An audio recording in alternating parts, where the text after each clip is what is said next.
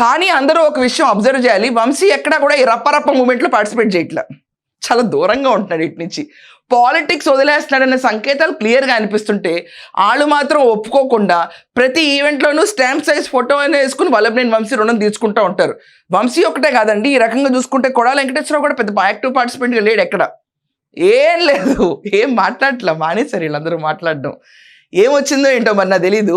అంటే ఆ రోజు వాళ్ళు మాట్లాడిన మాటలన్నీ చాలా పచ్చిబూతులనే కదా, ఆ రోజు వాళ్ళు జనాల పట్ల చేసిందంత పచ్చి మోసమనే కదా, నకిలీల పట్టాలు పంచి ఎలక్షన్లో గెలిచడం అనేది ఒక పెద్ద బోగస్ అటెంప్ట్ కదా. ఫ్యాక్స్ ఈమెయిల్స్ ఎంఆర్ఓ ఆఫీస్ కానీ కూడా ఫ్యాబ్రికేట్ చేసిన గొప్ప మనిషి వల్లభనేని వంశీ.